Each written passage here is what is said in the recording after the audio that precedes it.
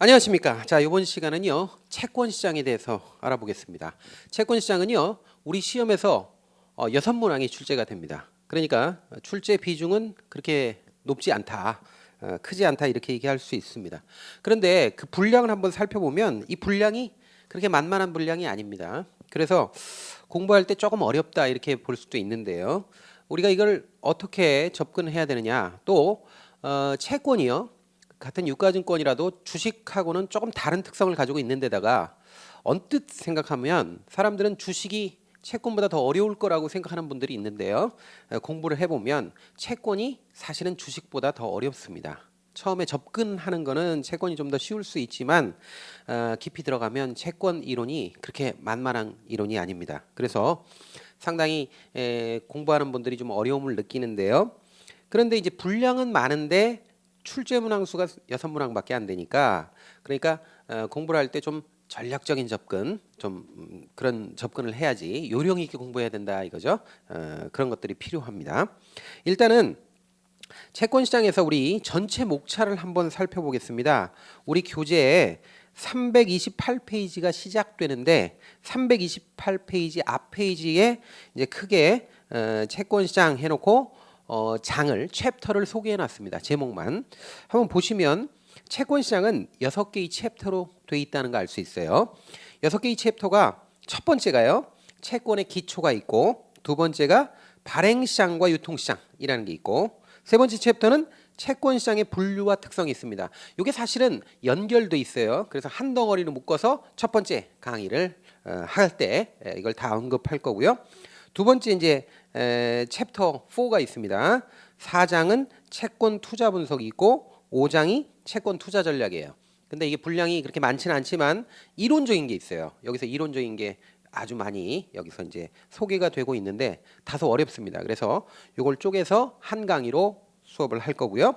자, 다음에 문제는 이제 6장이에요. 6장은 새로운 형태의 증권인데 이거 교재 개정되면서 새로 들어갔습니다. 그러니까 과거에 있었던 거는 중복되는 건 전환사채, 신주인수권부사채, 그 다음에 유동화증권 있죠. 그 정도만 겹쳐져 있고 신종자본증권이라든지 조건부 증권이라든지 이런 게 새로 들어갔어요. 이런 것들이 기타. 그래서 이게 출제 개연성이 높습니다. 그래서 이걸 조금 세심하게 다룰 필요가 있어요. 그래서 6장하고 그다음에 뒤에 있는 문제풀이를 우리가 문제가 소개되어 있는데 그거 문제를 같이 풀어보는 시간 갖도록 하겠습니다. 자, 그렇다면 첫 시간으로 채권 시장의 첫 번째 시간으로 우리 교재에 바로 공부 들어가겠습니다. 328페이지 오면 이제 1장입니다. 채권의 기초예요. 이 채권의 기초는요. 전부 다 용어에 대한 정의, 그러니까 용어를 얼마나 잘 알고 있느냐 뭐 이런 정도로만 물어보고 있습니다. 대개 시험에서는 그러니까 난이도가 높지 않습니다. 그래서 여기서 너무 길게 시간을 끌면 안 됩니다. 그래서 1절에 채권의 의의가 있는데 채권이라는 게 뭐냐 뭐 이런 거죠. 자, 채권이 뭘까요? 일단 채권이라는 것은 한마디로 말해서 차용증입니다. 차용증서입니다. 그런데 차용증이라는 게 뭐죠? 어떤 사람한테 돈을 빌리고 나서 언제까지 갚겠다 그 기간에 일정 기간 동안에 어느 정도의 이자를 주겠다라고 발행한 문서, 그러니까 빈 문서지요. 그게 바로 채권이에요. 별거 아니죠. 그런데 이 채권이라는 거를 이걸 공증을 해서 그래서 공신력을 높여서 유통하게 하면 이게 이제 차용증이 이제 거래가 되면 이걸 이제 일반적으로 채권이다 이렇게 얘기하는 거죠. 그래서 채권이라는 것에 대해서 의의를 구구하게 설명해 놨는데 329페이지 오면 설명의 마지막 단락에 이런 게 나와요. 329페이지에 마지막 단락 보면 따라서 다음에 보세요. 채권이란 일반적으로 비교적 장기의 자금 조달을 목적으로 하는 경제 주체가 차입 기간 동안 약속된 방식에 의해 확정이자, 굉장히 중요합니다. 확정이자 및 원금의 지급을 약속한 금융상품이라고 할 수 있다. 중요한 건 채권은요 비교적 장기의 자금 조달을 목적으로 한다는 것과 그 다음에 확정이자를 지급한다는 것을 기본적인 정보로 꼭 여러분들이 알고 있어야 된다는 거예요. 그래서 그건 꼭 체크해 놓으시기 바랍니다. 자, 다음에 이제 2절에 보면 채권의 기본적 구조와 분류가 나옵니다. 그래서 기본적 구조에 뭐 채권의 정의도 있고 그런데 다음 페이지 넘어가시면 특성이 있어요. 이 특성이 중요합니다. 특성을 보시면 첫 번째, 채권은요 발행 자격의 법적 제한이 존재해요. 그러니까 채권 언뜻 생각하면 뭐 속된 말로 개나 소나 막 발행할 것 같은데 그렇게 되지 않습니다. 그래서 채권을 발행할 때는 발행하는 주체의 자격을 법적으로 규정해 놨어요. 아무나 발행하는 게 아니에요. 두 번째는 채권은 이자를 지급하는 증권이라는 거예요. 이자를 따박따박 받는 증권이다. 세 번째는 채권은 기한이 정해져 있어요. 그러니까 기한이 없는 물론 채권도 있습니다. 그런 걸 영구채권이라고 하는데 영구채권은 일반적이지 않습니다. 보통 일반적인 채권은요 만기가 정해져 있습니다. 뭐 5년짜리, 3년짜리, 뭐 10년짜리, 20년짜리 이런 식으로 만기가 정해져 있기 때문에 기한이 정해져 있다. 그래서 기한부증권이라고 하고요. 그다음에 비교적 장기증권입니다. 단기가 아니라 비교적 장기증권이다. 이렇게 알아놓으셔야죠. 자, 다음에 이제 채권 관련 기본 용어가 있습니다. 그런데 채권 관련 기본 용어는 사실상 한글 알면은 다 해득이 돼요. 그래서 뭐 특별하게 시험 문제를 출제할 때 이걸 가지고 얽어매지는 않습니다. 잘. 그런데 꼭 알아둬야 될 용어는 있습니다. 채권을 공부하기 위해서는 반드시 알아야 되는 용어가 있는데 체크하세요. 표면 이율이라는 게 있습니다. 자, 그 다음에 잔존기간이라는 게 있고요. 그 다음에 다음 페이지에 만기 수익률이 있습니다. 이거 굉장히 중요한 겁니다. 특히 표면 이율하고 만기 수익률이라는 거, 이 두 개는 꼭 구분해 놓으셔야 됩니다. 자, 그러면 제가 설명을 드릴게요. 채권은 영어로 우리가 본드라고 표현하죠. 본드인데 채권 용어 중에 굉장히 중요한 게요. 우리가 표면 이자율과 만기 수익률이라는 두 가지입니다. 굉장히 중요합니다. 그럼 보세요. 채권이 이렇게 발행된다. 채권이 이렇게 종이 조각이에요. 이렇게 발행돼 가지고 뭐 일금 얼마 이렇게 예, 기재가 될 거예요. 그럼 요걸 뭐라고 하냐면 액면 금액이라고 그래요. 액면 금액. 이건 뭐 어렵지 않죠? 이걸 파밸류, 영어로 파밸류 또는 액면 금액 이렇게 얘기합니다. 자, 앞면에 있을 수도 있고 뒷면에 있을 수도 있는데 뒷면에 있는 경우가 요즘 많더라고요. 뭐라고 되어 있냐면 뭐 연 이자율 연 몇 퍼센트, 5% 이런 식으로 요 채권을 매입을 하시면 1년에 얼마씩의 이자를 드리겠습니다. 몇 퍼센트 이자를 드리겠습니다. 라고 채권의 권면에 채권의 액면에 기재되어 있는 이자율을 요걸 표면 이자율이다. 이렇게 얘기합니다. 표면 이자율 또는 표면 금리 또는 표면 이율 다 같은 말입니다. 같은 말입니다. 그러면 이걸 영어로 뭐라 하면 쿠폰 레이트라고 그래요. 관행적으로. 선생님 왜 쿠폰이라고 그럴까요? 그건 몰라도 됩니다. 쿠폰 레이트. 그래서 쿠폰 레이트 또는 쿠폰 이율 이렇게 해도 됩니다. 그래서 약자로 표면 이율을 C라고 표현합니다. 보통. 이건 거의 만국 공통입니다. C라고 표현합니다. 자, 그런데 이 표면 이율이라는 건 뭐예요? 채권의 권면에 인쇄된 이자율이고 이건 변합니까? 안 변합니까? 안 변합니다. 안 변해요. 그래서 확정 이자부 증권이에요. 채권이. 무슨 말씀인지 아시겠죠? 자, 그런데 이 채권의 권면에 인쇄되어 있는 표면 이율은 안 변하지만 채권을 매입하거나 아니면 채권을 이제 매도하거나 할 때 그 시점마다 시장 이자율은 변하죠. 시장 이자율은 변하겠죠? 그 시장 이자율 또는 유통할 때마다 달라지는 그 이자율 이것을 우리는 포괄적으로 만기 이자율, 만기 수익률이라고 합니다. 같은 말입니다. 만기 수익률, 유통 수익률 이런 말이 같은 말입니다. 시장 이자율. 선생님 다를 텐데요. 그냥 같다고 믿으시기 바랍니다. 그러니까 만기 수익률, 시장 수익률, 자, 그다음에 유통 수익률, 유통 이자율이라고 해도 돼요. 그다음에 내부 수익률이라는 말까지 다 같습니다. 어떤 분들은 이거 좀 다를 텐데요. 물론 개념 정의를 하면 다릅니다. 그런데 찾고 나잖아요. 만기 수익률을 계산해서 찾잖아요. 그러면 그 만기 수익률 찾은 만기 수익률은 시장 수익률, 유통 수익률, 내부 수익률과 같습니다. 그러니까 우리가 정의할 때는 다르게 정의한다 하더라도 내용은 같습니다. 예를 들어서 어떤 여자분이 있는데 이 여자분이 직장 여성이에요. 직장 여성이라 집에 가면은 뭐 김 과장이에요. 김 과장. 그다음에 어디 동창회 모임 가면 총무예요. 그런데 집에 가면 아이들이 엄마라고 불러요. 자, 그러면 이 사람이 다른 사람입니까? 아니죠. 상황에 따라서 김 과장이 될 수도 있고 총무가 될 수도 있고 엄마가 될 수도 있지만 이 사람은 같은 사람이죠. 똑같은 거예요. 그러니까 만기 수익률은 또 시장 수익률, 유통 수익률, 내부 수익률은 상황에 따라 다르게 부르는 말일 뿐이지 내용상 같다고요, 이게. 그러니까 여러분들은 그걸 꼭 기억하시기 바랍니다. 자, 그러면 표면 이율부터 한번 보시기 바랍니다. 읽어보죠. 채권 권면에 기재된 이율로 발행자가 액면 금액에 대해 연 단위로 지급하는 이자율이다. 아시겠죠? 그리고 요건 바뀌어요, 안 바뀌어요? 안 바뀝니다. 꼭 기억하시고요. 만기 수익률 보세요. 굉장히 중요합니다. 별표 해놓고요. 시장 수익률, 유통 수익률 혹은 일반적으로 수익률 이렇게 하면 다 만기 수익률을 얘기하는 거예요. 이라고 불리는데 채권의 수급에 의해 채권의 시장 가격을 결정하는 이자율의 일종으로 채권의 만기까지 단위 기간별로 발생하는 이자와 액면 금액에 의해 이루어지는 현금 흐름의 현재 가치의 합을 채권의 가격과 일치시키는 할인율. 따옴표로 지금 묶어놓은 거 있죠. 이게 바로 만기 수익률의 정의예요. 이 만기 수익률의 정의는 굉장히 중요합니다. 그러니까 꼭 밑줄 쳐놓고 알아놔야 되는데, 즉 채권을 내가 투자하잖아요. 채권을 투자하면 채권을 공짜로 내가 사는 게 아니라 채권 살 때 돈 줘야 되죠. 그러니까 현재 지불하는 돈이 있죠. 그리고 채권 투자하면 미래 이자하고 만기가 되면 원금 받잖아요. 액면 금액을 받잖아요. 그럼 미래 발생하는 수입액, 요 두 개의 현금 흐름을 봤을 때 현재 지출하는 돈과 미래 받는 돈을 일치시키는 할인율이다. 이렇게 표현할 수 있는 거예요. 그리고 이건 따지고 보면 좀 더 정교한 표현으로 내부 수익률이라고도 표현합니다. 거기다 써놓으세요. 내부 수익률입니다. 이게. 그래서 옆에 보세요. 주식시장에서 주식 가격이 계속 변하듯 채권 시장에서는 만기 수익률이 계속해서 변하면서 채권 가격을 변화시키는 겁니다. 굉장히 중요합니다. 자, 보세요. 표면 이자율은 변해요, 안 변해요? 표면 이자율은 안 변합니다. 만약에 표면 이자율이 변하는 게 있다면 그거는 우리가 변동금리채라고 합니다. 변동금리 채권이라고 하는데, 변동금리 채권은 예외적으로 단서를 달아서 물어봅니다. 시험에서. 아무 말도 없이 채권 그러면 금리가 고정돼 있는 겁니다. 금리가 고정돼 있다는 얘기는 표면 이율이 고정돼 있다는 거예요. 그래서 표면 이율은 이건 고정돼 있다는 걸 꼭 기억하셔야 돼요. 그런데 만기 수익률은 변합니까, 안 변합니까? 변합니다. 계속해서 변하는 거예요. 시장 이자율이니까. 만기 수익률을 이렇게 표현합니다. YTM 이렇게도 표현합니다.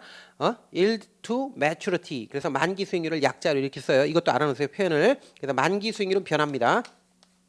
만기 수익률은 끊임없이 이건 유동적이다. 고정이 아니라 유동적이다. 이거 꼭 기억하셔야 됩니다. 자, 그 다음에 이제 채권의 종류를 한번 살펴보겠습니다. 채권은요, 어떻게 나누느냐, 기준을 무엇으로 쓰느냐에 따라서 다양하게 분류될 수 있습니다. 그래서 누가 발행하느냐, 즉 발행 주체에 따라서 분류할 때 첫 번째 줄에 이런 말 나오죠. 국채, 지방채, 특수채, 금융채 등 이렇게 나눌 수 있습니다. 그런데 이렇게 국채, 지방채, 특수채 등은 나중에 또 우리가 수업 시간에 또 소개합니다. 그러니까 그 정도로 알아놓으시고요. 자, 다음에 이제 보증 여부에 따라서 보증을 하느냐 안 하느냐 이거에 따라서 분류할 수 있는데요. 다음 페이지 보시면 담보부 사채라는 게 있어요. 자, 이거는 실제로 어떤 가치 있는 유채물, 그러니까 형태가 있는 물건을 담보로 해서 발행하는 겁니다. 그래서 담보부 사채하면 부동산, 동산, 유가증권 등을 담보로 하여 기업이 발행하는 사채다. 이렇게 얘기할 수 있죠. 그래서 담보가 돼 있는 거고, 그 다음에 보증사채 한번 보죠. 보증사채는 원금 상환 및 이자 지급을 발행회사 이외의 금융기관 등 제3자가 보장하는 회사채다. 이렇게 얘기하고요. 무보증사채는 원리금 상환에 대하여 금융기관의 보증이나 물적 담보의 공여 없이 발행회사가 자기 신용을 근거로 해서 발행한다. 이런 말 나오죠. 굉장히 중요한 거예요. 구분하셔야 되는데 상식적으로 알아놓으시죠. 우리나라의 경우에, 회사채의 경우에 보증사채가 많을까요? 무보증사채가 많을까요? 무보증사채가 압도적으로 많습니다. 보증사채는 요즘에 거의 찾아보기 힘듭니다. 무보증사채가 엄청 많아요. 그래서 무보증사채의 경우에는 보증이 안 돼 있기 때문에 굉장히 위험하죠. 그렇기 때문에 발행할 때 신용평가 회사 2개 이상의 회사에서 신용평가를 받아야지 발행할 수 있습니다. 그게 아래에 있으니까 한번 읽어보시기 바랍니다. 자, 다음에요. 또 나누는 방법으로 이자 및 원금 지급 방법에 의한 분류가 있습니다. 여기다 별표 해놓으세요. 별표 해놓고요. 이거 잘 물어봅니다. 자, 그러면 다음 페이지 복리채라는 게 있죠. 그 다음에 다음 페이지에 단리채, 그 다음에 복단리채, 할인채, 이표채 있습니다. 5종류 있습니다. 그런데 이 5종류는 제목만 보시고요. 중요한 건 3종류입니다. 3개입니다. 3개. 3개가 가장 중요합니다. 3개만 이해하면 됩니다. 끝납니다. 나머지는 이제 종류만 알면 되고요. 그러면 3개의 종류 직관적으로 이해하셔야 돼요. 자, 이자 지급 방법에 따라 첫 번째 나오는 게 일반적인, 아주 일반적인 채권이 뭐냐면 이표채입니다. 거의 대부분 시험에서 이표채를 물어봅니다. 이표채라는 건 이건 뭐냐면 한마디로 얘기해서 이 표채는 기간 중에 이자를 주는 채권이에요. 내가 어떤 채권을 매입했다, 투자했다. 그러면 중간중간에 이자를 받는 거. 이게 이 표채예요. 가장 일반적인 거예요. 그래서 이거 한번 예를 한번 들어보죠. 만약에 어떤 채권이 3년 만기 채권이 있다고 가정을 해요. 그리고 1년, 2년, 3년 동안에 이자를 준다. 그러면 만약에 3년 만기 채권 이 채권의 액면이 얼마냐면 10,000원이라고 가정을 해봅시다. 자, 상식적으로 여러분들 채권은요 아무 말도 없으면 액면이 10,000원입니다. 주식은 아무 말도 없으면 액면이 얼마죠? 5,000원입니다. 이건 상식적으로 알아놓으세요. 자, 10,000원짜리 채권 액면이고요. 3년 만기고 이자율은 계산하기 쉽게 10%로 해봅시다. 10%면 굉장히 높은 건데 예니까요. 예를 들어서 한번 봅시다. 자, 그러면 이 표체는 어떻게 현금 흐름이 결정되느냐 하면요. 1년 되는 시점에서 이자가 얼마 나오죠? 100원이 나옵니다. 그렇죠? 1,000원이 나옵니다. 10,000원이니까 이자율 10%니까 2년 만기 때 얼마가 나와요? 1,000원 나옵니다. 3년 만기 때는 1,000원 나오고 액면도 줘야 되죠. 만기가 됐으니까. 그러니까 11,000원 이렇게 받을 수 있습니다. 요게 뭐예요?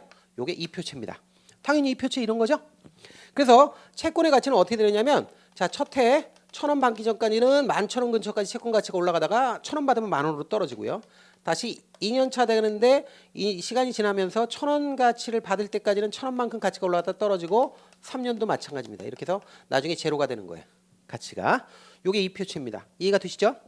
자, 그런데 할인채는 뭐냐? 할인채는 직관적으로 이해하세요. 할인채는 미리 이자를 떼서 발행하는 겁니다. 그래서 어떻게 하는 거냐면 미리 만기 때는 10,000원만 받고 10,000원 그 3년 전에 이미 이자율만큼 할인을 해서 10,000원보다 훨씬 싸게 미리 사는 거예요. 그러니까 만약에 1년짜리다. 만기가 1년짜리인데 10,000원짜리 액면이고 이자율이 10%다. 그러면 이 채권을 살 때 9,000원 정도에 사는 거예요. 9,000원 정도에 사서 만기 때 10,000원 받는 거예요. 중간에 이자는 안 받죠. 왜? 이자만큼을 미리 싸게 해서 샀으니까. 이걸 할인채다 이렇게 얘기합니다. 이해가 되시죠? 자, 그다음에 이제 복리채가 문제야. 복리채가 어려워요. 복리채는 어떤 거냐면 중간중간에 이자를 받지 않아요. 이자를 받지 않고 만기 때 누적된 이자와 원금을 한꺼번에 받는 게 복리채입니다. 다시 중간중간에 이자를 받지 않는다. 다만 이자를 적립해 놨다가 만기 때 누적된 이자를 원금과 함께 받는 거예요. 그럼 계산 한번 해봅시다. 이렇게 되는 거예요. 첫 해 1년째 지워버리고요. 이거 2년째 3년째 현금 흐름이 어떻게 되나 보죠. 첫 해 1년째 이자는 1,000원인데 기말에 받으니까 이때 이자를 받죠. 받아가지고 어떻게 되냐면 다음 해 이자가 이렇게 1년 지났으니까 이자가 붙습니다. 복리니까 컴파운드 레이트예요. 그래서 이때 1,100원이 되죠. 1,000원에 대한 이자가 100원이 붙으니까 자, 그 다음에는 얼마가 되냐면 1,100원의 이자는 110원이에요. 110원이 이자 다음 해 또 이자가 붙어요. 그래서 전체 121원이 되는 거예요. 1,210원이 되는 거예요. 이게 첫 해 이자예요. 둘째 이자는 2년째 이자는 요때 안 받고 요때 받죠. 요때 1,000원 받죠. 1,000원 그대로 내려와서 받아요. 그 다음 해에는 이자가 한 번 붙죠. 그래서 1,100원 이렇게 됩니다. 셋째 해 3년째는 여기서 이자 1,000원 받는데 기말에 받기 때문에 이자가 안 붙어요. 그러면 이걸 다 더하면 얼마가 되냐면 얼마가 되죠? 3,310원이 됩니다. 원금은 10,000원이니까 더해서 10,000원 더해서 전체가 얼마가 되냐면 13,310원을 최종적으로 받는 거. 요게 바로 복리채입니다. 자, 복리채는 어떤 거라고요?